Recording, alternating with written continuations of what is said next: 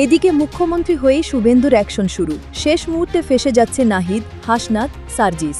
আওয়ামী লীগের ফেরার দিন ক্ষণ চূড়ান্ত, যে কোনো মুহূর্তে গ্রেফতার ডক্টর ইউনূস। ভারতবর্ষ শেখ মুজিবকে শেল্টার দিয়েছে। ভারতবর্ষ এর আগে মুজিব সাহেবের পুরো পরিবারকে শেল্টার দিয়েছে। এরা তো পাতি, চীনের মতো শক্তিশালী দেশ, তার রক্তচক্ষুকে ভারতবর্ষ ভয় করেনি। গুরুদেব দলাই লামাকে ভারতবর্ষ শেল্টার দিয়েছে। এই রাজাকারের নাতিদের অবস্থা কি হয় শুধু দেখতে থাকুন। এরা অতীত থেকে শিক্ষা নেয়নি। যেই দলটা বাংলাদেশকে জন্ম দিয়েছে সেই দল কি এনসিপির উপরে ভর করে আসার চিন্তা করবে, জামাতের উপরে ভর করে আসার চিন্তা করবে, বিএনপির উপরে ভর করে আসার চিন্তা করবে? সেই আওয়ামী লীগ কারো করুণা নিয়ে আসবে না, সেই আওয়ামী লীগ কারো করুণার উপর নির্ভর করে না। তবে কিনা এই শেষ বয়সে মাইলস্টোন কাণ্ডে জেলের ভাত খেতে হচ্ছে ডক্টর মোহাম্মদ ইউনূসকে। শান্তিতে নোবেল পেয়ে যিনি সারা বিশ্বে সুনাম কুড়িয়েছেন, তার কপালে এমন করুণ পরিণতি লেখা ছিল সেটা কে জানতো। এদিকে এই ভয়ঙ্কর মামলার খবর শুনে বর্তমান প্রধানমন্ত্রী তারেক রহমানের তো রীতিমতো রাতের ঘুম হারাম হয়ে গেছে। দর্শক, নতুন একটা নিউজ আপনাকে স্বাগতম। প্রিয় দর্শক, যে দল বাংলাদেশকে জন্ম দিয়েছে সেই দলের ফেরার জন্য কোনো দলের উপর নির্ভর করতে হবে না, কারো করুণা নিয়ে সেই দল ফিরবে না। দর্শক মণ্ডলী, আপনারা হয়তো বুঝতে পেরেছেন আমি ঠিক কোন দলের কথা বলছি। হ্যাঁ দর্শক, আমি আওয়ামী লীগের কথা বলেছি। দর্শক মণ্ডলী, ইতিমধ্যেই একজন বিশ্লেষক তিনি এই মন্তব্যটি করেছেন। তিনি বলেছেন আওয়ামী লীগকে ফিরতে হলে বিএনপির করুণা নিতে হবে না, এনসিপির করুণা নিতে হবে না, জামাতের উপর নির্ভর করতে হবে না, আওয়ামী লীগ ফিরবে তার আপন শক্তি নিয়ে। দর্শক মণ্ডলী, সেই বিশ্লেষক বা সেই রাজনৈতিক নেতার মন্তব্যকে আপনি কিভাবে দেখছেন? আপনি একজন বাংলাদেশের নিরপেক্ষ নাগরিক হিসাবে কি ভাবছেন? আওয়ামী লীগ কি সত্যি সত্যি তার নিজের শক্তিতেই ফিরতে পারবে রাজনীতিতে? দর্শক, এ বিষয় নিয়ে আপনার মন্তব্যটি অবশ্যই কমেন্ট করে জানিয়ে দিন। দর্শক, এছাড়াও ভিডিও শুরুতেই আরো যে গুরুত্বপূর্ণ ভিডিওর অংশগুলো দেখেছেন তার বিস্তারিত আলোচনা একটু পরেই দেখতে চলেছেন। তো দর্শক, আর দেরি না করে চলুন দেখে আসবো আজকে সেই কাঙ্ক্ষিত ভিডিওগুলো। তবে তার আগে বলবো, যারা এখনো চ্যানেলটি সাবস্ক্রাইব করেননি অবশ্যই চ্যানেলটি সাবস্ক্রাইব করে পাশে থাকা বেল আইকনটি ক্লিক করে দিন। আর যারা ইতিমধ্যেই চ্যানেলটি সাবস্ক্রাইব করে রেখেছেন তাদেরকে অসংখ্য ধন্যবাদ। তো চলুন দর্শক, ভিডিওটিতে একটি লাইক দিয়ে আমরা ধারাবাহিকভাবে সবগুলো ভিডিওর আলোচনা দেখে আসি। এই রাজাকারের নাতিদের অবস্থা কি হয় শুধু দেখতে থাকুন। ভারতবর্ষের ইতিহাস জানে নাই নাবালক। ভারতবর্ষ শেখ মুজিবকে শেল্টার দিয়েছে। ভারতবর্ষ এর আগে মুজিব সাহেবের পুরো পরিবারকে শেল্টার দিয়েছে। ভারতবর্ষ এরা তো পাতি, চীনের মতো শক্তিশালী দেশ, তার রক্তচক্ষুকে ভারতবর্ষ ভয় করেনি। গুরুদেব দলাই লামাকে ভারতবর্ষ শেল্টার দিয়েছে। চীনের চোখ রাঙানি করেনি। এ তো আমি বললাম না, রাফেল তো দূরের কথা, রাফেলের আওয়াজে পালাবে। তাদেরকে ওই গোলাম নিজামীর মতো দড়ি পড়তে হবে। আমি আজকে বলে গেলাম, এই রাজাকারের নাতিদের অবস্থা কি হয় শুধু দেখতে থাকুন। এরা অতীত থেকে শিক্ষা নেয়নি। বাংলাদেশের মুক্তিযোদ্ধার চেতনা এবং আবেগ যারা অস্বীকার করবে তাদের কপালে জুতোর মালা নয়, গোলাম নিজামীর মতো দড়ি অপেক্ষা করছে। সেই আওয়ামী লীগ কারো করুণা নিয়ে আসবে না, সেই আওয়ামী লীগ কারো করুণার উপর নির্ভর করে না। বাংলাদেশকে ভালোবাসবার জন্য যে হৃদয় থাকতে হয় সেই হৃদয় আওয়ামী লীগের নেতাদের মধ্যে আছে এবং মুক্তিযুদ্ধের পক্ষের যারা রাজনীতি করে তাদের মধ্যে আছে। প্রত্যন্ত অঞ্চলে তাকান, এখনো বলে আমরা শেখির বেটিকে চাই, এখনো বলে আমরা বঙ্গবন্ধুকে চাই, এখনো বলে আমরা সংবিধান চাই, এখনো বলে জাতীয় পতাকা চাই, এখনো বলে জাতীয় সঙ্গীত চাই। যেই দলটা বাংলাদেশকে জন্ম দিয়েছে সেই দল কি এনসিপির উপরে ভর করে আসার চিন্তা করবে, জামাতের উপরে ভর করে আসার চিন্তা করবে, বিএনপির উপরে ভর করে আসার চিন্তা করবে?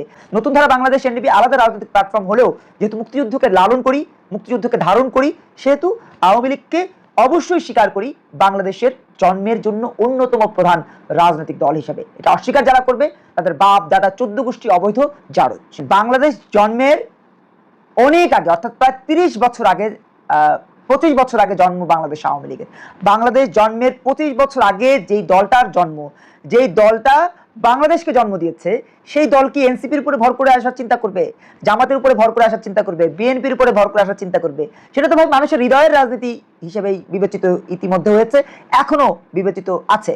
আমরা মনে করি আওয়ামী লীগ এখনো বাংলাদেশের মানুষের কোথাও না কোথাও রয়ে গেছে। বাংলাদেশের মানুষের প্রত্যন্ত অঞ্চলে তাকান, এখনো বলে আমরা শেখির বেটিকে চাই, এখনো বলে আমরা বঙ্গবন্ধুকে চাই, এখনো বলে আমরা সংবিধান চাই, এখনো বলে জাতীয় পতাকা চাই, এখনো বলে জাতীয় সঙ্গীত চাই। আমরা এনসিপি চাই না, আমরা জামাত চাই না, আমরা খেলাফত মজলিস চাই না, আমরা হানজালার মতো কুলাঙ্গারকে চাই না, আমরা হাসনাতের মতো কুলাঙ্গার চাই না। আমরা সত্যিকার অর্থে বাংলাদেশকে যারা ভালোবাসে তাদের মতো ব্যক্তিদেরকে চাই, যেমন বীর মুক্তিযোদ্ধা ফজলুর রহমান। এটা জনগণের বক্তব্য। আমি মমিন মেহেদী কি বললাম না বললাম তাতে কিছু যায় আসে না, কিন্তু জনগণ যা বলে সেটা হচ্ছে গুরুত্বপূর্ণ বিষয়। চায়ের টেবিলে যখন ঝড় ওঠে তখন তাদের কি চাওয়া? তাদের চাওয়া চালের দাম কমবে, ডালের দাম কমবে, তেলের দাম কমবে, জ্বালানি তেলের দাম কমবে, খুন কমবে, গুম কমবে, ধর্ষণ কমবে। আদৌতে কি গত 21 মাসে তার ন্যূনতম রেখাপাত আমরা দেখেছি? আমরা বরঞ্চ দেখেছি চালের দাম বেড়েছে, ডালের দাম বেড়েছে, তেলের দাম বেড়েছে, ইভেন জ্বালানি তেলের দাম বাড়িয়ে 20 টাকা বাড়িয়ে 5 টাকা না 6 টাকা কমাবার একটা সিদ্ধান্ত ইতিমধ্যে তৈরি হচ্ছে। তা আলটিমেটলি কি হচ্ছে? আপনি ওই যে বাংলা সিনেমার ভিলেনরা বলে আগে 10 টাকা বাড়াও, পরে আমি বলে বলে তোমাদেরকে 2 টাকা কমাতে হলো, তোমরা 2 টাকা কমাবা। কিন্তু ব্যবসায়ীদের টার্গেট ছিল 2 টাকা বাড়ানো, কিন্তু আগে বাড়িয়েছে কত? 10 টাকা। ওই বাংলাদেশের যে সিনেমার যে ভিলেন, সেই ভিলেনের ভূমিকা অবতীর্ণ হয়েছে জামাত ইসলাম, সেই ভিলেনের ভূমিকা অবতীর্ণ হয়েছে এনসিপি নেতারা, সেই ভিলেনের ভূমিকা অবতীর্ণ হয়েছে বাংলাদেশ বিরোধী, স্বাধীনতা বিরোধী 11 দলীয় জোট। এই জোট বলে আওয়ামী লীগ নাকি তাদের উপরে ভর করে আসবে, তারা নাকি আওয়ামী লীগের জন্য দরজা খুলে দিচ্ছে। বিএনপি বলে দিচ্ছে দরজা খুলবে না। আরে ভাই, আওয়ামী লীগ যদি দরজা না খুলতো তাহলে লাশের পর লাশ পড়তো, এই নাহিদদেরকে লাশ হতে দেখতেন। কিন্তু আওয়ামী লীগ চিন্তা করেছে লাশের রাজনীতি করবে না, কারণ তারা মামুনুলের মতো না, তারা আজহারির মতো না। তারা বাংলাদেশকে ভালোবেসে প্রমাণ করেছে যে বাংলাদেশকে ভালোবাসবার জন্য যে হৃদয় থাকতে হয়, সেই হৃদয় আওয়ামী লীগের নেতাদের মধ্যে আছে এবং মুক্তিযুদ্ধের পক্ষের যারা রাজনীতি করে তাদের মধ্যে আছে। সেই আওয়ামী লীগ কারো করুণা নিয়ে আসবে না, সেই আওয়ামী লীগ কারো করুণার উপর নির্ভর করে না। আওয়ামী লীগ এখনো আছে, আগামীতে জাস্ট একটা স্লাইড আমরা দেখতে পাবো, সেই স্লাইডের মধ্য দিয়ে তারা নতুন ভাবে আমাদের সামনে আবির্ভূত হবে। এটা সময়ের বিবর্তনে আমরা সেটা দেখতে পাবো। এবং নতুন ধারা বাংলাদেশ এনডিপি আলাদা রাজনৈতিক প্ল্যাটফর্ম হলেও যেহেতু মুক্তিযুদ্ধকে লালন করি, মুক্তিযুদ্ধকে ধারণ করি, সেহেতু আওয়ামী লীগকে অবশ্যই স্বীকার করি বাংলাদেশের জন্মের জন্য অন্যতম প্রধান রাজনৈতিক দল হিসেবে। এটা অস্বীকার যারা করবে তাদের বাপ দাদা 14 গোষ্ঠী অবৈধ জারজ। তবে কিনা এই শেষ বয়সে মাইলস্টোন কাণ্ডে জেলের ভাত খেতে হচ্ছে ডক্টর মোহাম্মদ ইউনূসকে। শান্তিতে নোবেল পেয়ে যিনি সারা বিশ্বে সুনাম কুড়িয়েছেন, তার কপালে এমন করুণ পরিণতি লেখা ছিল সেটা কে জানত? এদিকে এই ভয়ঙ্কর মামলার খবর শুনে বর্তমান প্রধানমন্ত্রী তারেক রহমানের তো রীতিমতো রাতের ঘুম হারাম হয়ে গেছে। 2026 সালের নির্বাচনের পর গদিতে বসার পর এটাই মনে হয় তারেক রহমানের সবচেয়ে বড় হোঁচট। কারণ অভিভাবকরা যে লেভেলের খেপেছেন, তাতে করে তারেক সাহেব চাইলেও এখন ডক্টর ইউনূসকে বাঁচাতে পারবেন না। জনরোষের আগুনে একবার ঘি পড়লে যে কারো বিদায় ঘণ্টা বেজে যেতে পারে, সেটা তারেক সরকার খুব ভালো করেই টের পাচ্ছে। চারদিকে এখন শুধুই থমথমে অবস্থা, আর সবার মনে একটাই প্রশ্ন যে ডক্টর ইউনূস এই মহাবিপদ থেকে কিভাবে পার পাবেন, আর তাকে বাঁচানোর কি আদৌ কোনো রাস্তা খোলা আছে? অন্তর্বর্তীকালীন সরকারের প্রধানের চেয়ার ছাড়ার পর 3 মাসও ঠিকঠাক হয়নি। ঠিক এরই মাঝে এমন একটা বিশাল ফাতে আটকে গেলেন ডক্টর ইউনূস, যা দেখে অনেক বাঘা বাঘা নেতাদেরও কলিজার শুকিয়ে কাঠ হয়ে গেছে। রাজধানীর উত্তরার মাইলস্টোন স্কুল অ্যান্ড কলেজের সেই ভয়ঙ্কর বিমান ধসে পড়ার ঘটনায় চরম অবহেলার অভিযোগ এনে সরাসরি আদালতে মামলা আবেদন করা হয়েছে। যিনি এই আবেদন করেছেন তিনি আর কেউ নন, ওই ঘটনায় চিরতরে হারিয়ে যাওয়া এক কোমলমতি শিক্ষার্থীর হতভাগ্য পিতা। আর এই একটি মামলাতেই পুরো দেশের রাজনীতির মাঠে রীতিমতো ঝড় বয়ে যাচ্ছে। গত 7 মে ঢাকা মেট্রোপলিটন ম্যাজিস্ট্রেট আরিফুল ইসলামের আদালতে এই আবেদনটি জমা পড়ার পর থেকেই পুরো প্রশাসনের জন্য আগুন লেগে গেছে। আসলে কি সাবেক প্রধানমন্ত্রীকে বাগে পেয়ে গেল আইনের জাল? এই মামলায় ডক্টর ইউনূস যে পরিমাণ ফেসে যাচ্ছেন, সেখান থেকে তাকে টেনে তোলা এখন আর কারো পক্ষেই সম্ভব নয়। সেই সঙ্গে মামলার আসামিদের তালিকাটা শুনলে যে কারো চোখ কপালে উঠতে বাধ্য। একা ডক্টর ইউনূস নন, তার সাথে আরো 15 জন সাবেক উপদেষ্টার নাম একেবারে আঠার মতো জুড়ে দেওয়া হয়েছে। এই লিস্টে আছেন সাবেক আইন উপদেষ্টা আসিফ নজরুল, পরিবেশ উপদেষ্টা সৈয়দা রিজওয়ানা হাসান, শিক্ষা উপদেষ্টা সিআর আবরা থেকে শুরু করে সাবেক প্রেস সচিব শফিকুল আলমও। অবস্থা এমন দাঁড়িয়েছে যে মামলার খবর পেয়ে সাবেক এই ব্যক্তিদের অনেকেই এখন দিশেহারা হয়ে গর্তে পালানোর পথ খুঁজছেন। অভিভাবকরা যেভাবে ফুঁসে উঠেছেন, তাতে বাপ বাপ বলে পালানো ছাড়া যে কোনো উপায় নেই। একসময় যারা অনেক দাপট দেখিয়ে দেশ চালিয়েছেন, আজ তাদের এমন লেজ গুটিয়ে থাকা দেখে অনেকে রীতিমতো ভিড়মিড় খাচ্ছেন। সবাই ভাবছেন এত বড় মানুষের আজ এই করুণ দশা কেন হলো? তবে এই প্রশ্নের উত্তর খুঁজতে হলে আমাদের একটু পেছনের দিকে তাকাতে হবে। পেছনের ঘটনা মনে পড়লে বুকের ভেতরটা দুমড়ে মুচড়ে ওঠে। 2025 সালের 21শে জুলাইয়ের সে কালো অধ্যায়ের কথাকে এত সহজে ভোলা যায়? ঢাকার দিয়াবাড়ি এলাকার মাইলস্টোন স্কুল অ্যান্ড কলেজের ক্যাম্পাসের ওপর হঠাৎ করে আকাশ থেকে আসতে পড়ে বাংলাদেশ বিমান বাহিনীর একটি প্রশিক্ষণ বিমান। ভরদুপুরের সেই ব্যস্ত সময়ে চোখের পলকে পুরো ভবন দাউ দাউ করে আগুন ধরে যায়। মুহূর্তের মাঝে 36টি ছোট ছোট প্রাণ অকালে ঝরে যায়। আদরের ধনগুলোকে হারিয়ে পরিবারগুলো দুঃখ আর বুকফাটা আর্তনাদ, আকাশ বাতাস ভারী হয়ে গিয়েছিল। পৃথিবী থেকে এতগুলো তাজা প্রাণ চিরতরে বিদায় নেওয়ার পর পুরো দেশ একেবারে স্তব্ধ হয়ে গিয়েছিল। পরবর্তীতে একটা তদন্ত কমিটি গঠন করা হলো ঠিকই, কিন্তু তারা স্রেফ একজন শিক্ষানবিশ পাইলটের মেশিনের সমস্যার দোহাই দিয়ে পুরো ব্যাপারটাকে ধামাচাপা দেওয়ার চেষ্টা করেন। কিন্তু ক্ষতিগ্রস্ত পরিবারগুলো কি এত সহজে ঘোল খাবে? তারা এই দায়সারা রিপোর্ট ছুঁড়ে ফেলে দিয়ে আসল দোষীদের খুঁজতে মাঠে নেমেছে। তারা কোনোভাবে মানতে নারাজ যে এখানে শুধু একজন পাইলটের দোষ ছিল। এখন সবার মনে একটা খটকা লাগতে পারে, বিমান ধসে পড়লো আর দোষ গিয়ে পড়লো ডক্টর ইউনূস আর তার উপদেষ্টাদের ঘাড়ে। লজিকটা কিন্তু একেবারে ফেলনা নয়। প্রথমত, একটা ঘনবসতিপূর্ণ এলাকা আর এত বড় একটা প্রতিষ্ঠানের উপর দিয়ে কেন নিয়মিত প্রশিক্ষণ বিমান উড়ানো হচ্ছিল? এই তদারকির অভাবটাই তো সবচেয়ে বড় অপরাধ। রাষ্ট্রের সর্বোচ্চ পর্যায় থেকে কেন এই ভয়ঙ্কর ঝুঁকির বিষয়টা নজরে আনা হলো না? দ্বিতীয়ত, দুর্ঘটনার পর উদ্ধার কাজে যে চরম অব্যবস্থাপনা দেখা গেছে তা ছিল ক্ষমার অযোগ্য। আহতদের চিকিৎসা দেওয়ার ক্ষেত্রে পদে পদে চরম গাফলতি চোখে পড়েছে। কিন্তু সবচেয়ে বড় যে কারণে অভিভাবকরা খেপেছেন সেটা হলো প্রতিশ্রুতি ভঙ্গ। সেই সময় অন্তর্বর্তী সরকারের পক্ষ থেকে বড় বুলি আওড়ানো হয়েছিল যে পরিবারগুলোকে সেরকম ক্ষতিপূরণ ও সহায়তা দেওয়া হবে, কিন্তু কাজের বেলায় একেবারে লবডঙ্কা, কেউই কোনো সাহায্য পায়নি। অভিভাবকরা কেঁদে কেঁদে দিশেহারা হয়ে সরকারের কেউ তাদের পাশে এসে দাঁড়ায়নি। যেহেতু ডক্টর ইউনূস সেই সময় রাষ্ট্রের প্রধান নির্বাহী ছিলেন, তাই যে কোনো কাঠামোগত ব্যর্থতা আর অবহেলা চূড়ান্ত দায়ভার তারই ঘাড়ে এসে পড়ে। আর স্কুলের নিরাপত্তা এবং পরিবেশগত ঝুঁকির বিষয়টি শিক্ষা এবং পরিবেশ মন্ত্রণালয়ের অধীনে পড়ে বলেই ওই উপদেষ্টাদেরও হাওয়া টাইট করে দেওয়া হয়েছে। পাশাপাশি প্রতিরক্ষা মন্ত্রণালয়, বিমান বাহিনী এবং মাইলস্টোন স্কুল প্রশাসনের কয়েকজন কর্মকর্তাকেও আসামের কাঠগড়ায় দাঁড় করানো হয়েছে। বাদীরা বুঝিয়ে দিয়েছেন পুরো সিস্টেমের ভেতরে থাকা গলতকে তারা এবার টেনে বের করবেনি, কাউকে তারা সহজেই ছেড়ে দেবেন না। আইনের দিক থেকে দেখলে ব্যাপারটা কিন্তু বেশ পেঁচানো। দেশের সংবিধানের 32 অনুচ্ছেদ একেবারে পানির মতো পরিষ্কার করে দিয়েছে রাষ্ট্রের প্রতিটি নাগরিকের বেঁচে থাকার অধিকার নিশ্চিত করা রাষ্ট্রের দায়িত্ব। আর দণ্ডবিধির 304-এর ক ধারা অনুযায়ী চরম অবহেলার কারণে কারো মর্মান্তিক পরিণতি ঘটানো একটা কঠোর শাস্তিযোগ্য অপরাধ। এখন অনেকে বলতে পারেন ডক্টর ইউনূস তো আর নিজে গিয়ে বিমান ফেলে দেননি। হ্যাঁ, তার হয়তো কোনো সরাসরি অপরাধ করার উদ্দেশ্য ছিল না, কিন্তু আইনের কমান্ড রেসপন্সিবিলিটি বলে একটা বিশাল ব্যাপার আছে। প্রধান হিসেবে সব দায়ভার তার উপরই বর্তায়। জেনে শুনে ঝুঁকিপূর্ণ এলাকায় বিমান চলাচলের অনুমতি বহাল রাখা এবং উদ্ধার কাজে অবহেলার চূড়ান্ত দায় সরকার প্রধান এড়াতে পারেন না।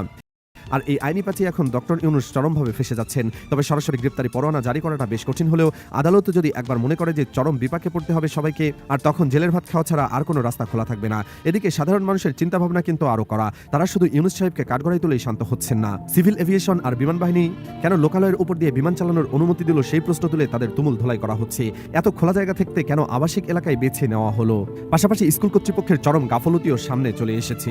এতগুলো শিক্ষার্থী যেখানে পড়ে, কেন পর্যাপ্ত আগুন নেভানোর ব্যবস্থা বা জরুরি বের হওয়ার রাস্তা ছিল না? এই গাফিলতির কারণটাই তো আগুনের ভয়াবহতা এত বাড়িয়ে দিয়েছিল। স্কুল প্রশাসন কি শুধু টাকার পাহাড় গড়ার চিন্তায় মগ্ন ছিল? তাদের এই খামখেয়ালিপনার কারণেই তো এতগুলো মায়ের কোল খালি হয়ে গেল। তবে এই পুরো ঘটনায় সবথেকে বেশি মহাবিপদে পড়েছেন ডক্টর ইউনূস। তাকে এই পরিস্থিতি থেকে টেনে তোলা রীতিমতো অসম্ভব ব্যাপার হয়ে দাঁড়িয়েছে। বর্তমান প্রধানমন্ত্রী তারেক সাহেবও এখন এই মামলায় ডক্টর ইউনূসকে বাঁচাতে পারবেন না, কারণ তিনি খুব ভালো করে জানেন অভিভাবকরা এখন কতটা মরিয়া হয়ে আছেন। সন্তানহারা পিতা যখন রাষ্ট্রের কাছে কোনো বিচার পান না, তখন তারা যে কতটা ভয়ঙ্কর হয়ে উঠতে পারেন সেটা সবাই খুব ভালো করেই বুঝতে পারছে। তারেক রহমান চাইলেও এখন গায়ের জোরে এই মামলা ধামাচাপা দিতে পারবেন না, কারণ তিনি জানেন এই দেশের মানুষ অন্যায় দেখলে কেমন দৌড়ানি দিতে পারে। অভিভাবকদের চোখের পানি আর দীর্ঘশ্বাস যে কোনো সরকারের ভিত নাড়িয়ে দেওয়ার জন্য যথেষ্ট। যে দাপট দেখিয়ে আগে দেশ চালানো হতো, এখন আর সেই দিন নেই। জনগণ এখন নিজেদের অধিকার আদায়ে একেবারে মরিয়া। তারেক সাহেবের দল এখন রীতিমতো ঘাম ছোটানো অবস্থায় আছে। কিভাবে এই পরিস্থিতি সামাল দেওয়া যায় সেই চিন্তায় তাদেরও মাথায় হাত। কিন্তু ডক্টর ইউনূসের দিক থেকে মুখ ফিরিয়ে নেওয়া ছাড়া তাদের হাতেও আর কোনো ম্যাজিক নেই। আদালত এরই মধ্যে বাদীর কথা শুনেছেন এবং পরবর্তী আদেশের জন্য ফাইল আটকে রেখেছেন। যে কোনো মুহূর্তে যদি একটা গ্রেপ্তারি পরোয়ানা জারি হয়ে যায়, তবে দেশের রাজনীতিতে একেবারে ভূমিকম্প শুরু হয়ে যাবে। 36টি অমূল্য প্রাণের অকালে ঝরে যাওয়া আমাদের সিস্টেমের এমন এক চরম ত্রুটির দলিল যা কোনোভাবে মুছে ফেলা যাবে না। যারা ভেবেছিল ক্ষমতা ছাড়ার পর শান্তিতে দিন কাটাবেন, তাদের এই আশায় একেবারে ছাই পড়েছে। ক্ষমতা মানেই যে শুধু চেয়ার গরম করা নয়, বিশাল এক দায়বদ্ধতা। এই মামলাটি যেন সেটাই চোখে আঙুল দিয়ে দেখিয়ে দিচ্ছে। ডক্টর ইউনূস এখন এমন এক গ্যারাকলে আটকা পড়েছেন যেখান থেকে বের হওয়ার কোনো রাস্তা তার সামনে খোলা নেই।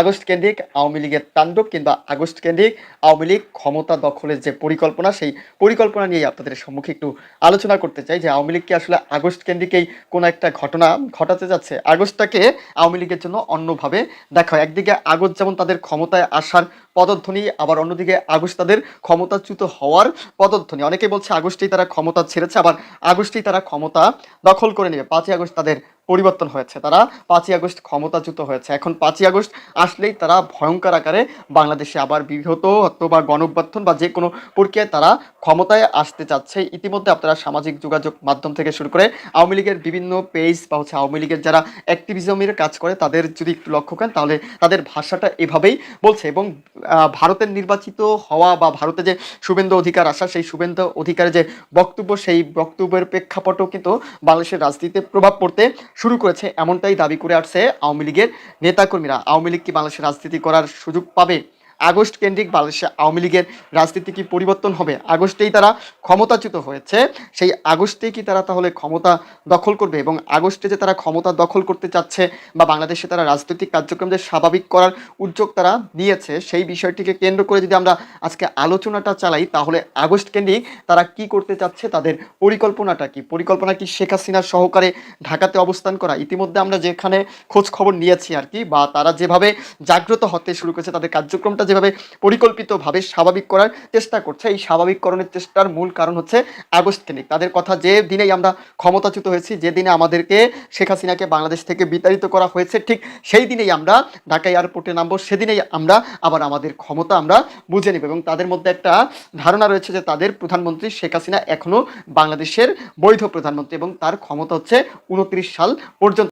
তার এই যে নির্বাচন হয়েছে, জনাব তারেক রহমান ক্ষমতায় এসেছে অন্তর্বর্তীকালীন সরকারের সময়কার, এগুলো সবই অবৈধ। তাদের যে হিসাবটা, সেই হিসাবটা যদি আমরা একটু মিলাইতে চাই তাহলে মিলানো কি সহজ হবে? আমাদের সামনে একটা খবর আছে এবং সেই খবরটাই বার্তা দিচ্ছে যে আওয়ামী লীগ বাংলাদেশে রাজনীতিতে ফেরার একটা পরিকল্পনা করছে এবং সেই ফেরার পরিকল্পনাটা সম্পূর্ণ হচ্ছে কি আপনার আগস্ট কেন্দ্রিক। তারা চিন্তা করছে যে আগস্টে তারা ক্ষমতাচ্যুত হয়েছে, আগস্টেই তারা ক্ষমতায় দখল করবে এবং ক্ষমতায় এসে তাদের দাপট তারা দেখাবে। এই দাপট দেখানোর হিসাবটা কি খুব সহজ হবে? আসলে আমরা যেটা কল্পনা করি, আমরা যেটা ভাবি, বাস্তবতা কিন্তু বড় কঠিন। এই কথা আছে না, দিল্লি বহুত দূরে, বা দিল্লির লাট্টু যে খায় সে কিন্তু আবার দিন শেষে পস্তায়। তো বিএনপি এখন ক্ষমতায় রয়েছে, অন্তর্বর্তীকালীন সরকার ক্ষমতা গিয়ে নির্বাচন দিয়েছে, জনসাধারণ ভোট দিয়েছে, ভোটের মধ্যে 1/3 সংখ্যাগরিষ্ঠ পেয়ে যে বিএনপি ক্ষমতায় এসে, সেই বিএনপি কি আওয়ামী লীগ এসে ধূপ করে ক্ষমতায় বসে যাবে? আওয়ামী লীগ আগস্টকে কেন্দ্র করে একটা গণঅভ্যুত্থান ঘটাবে, সেই গণঅভ্যুত্থানে সরকার পড়ে যাবে, পড়ে তারা ক্ষমতা আসবে। এই যে হিসাব নিকাশটা, এই হিসাব নিকাশটা খুব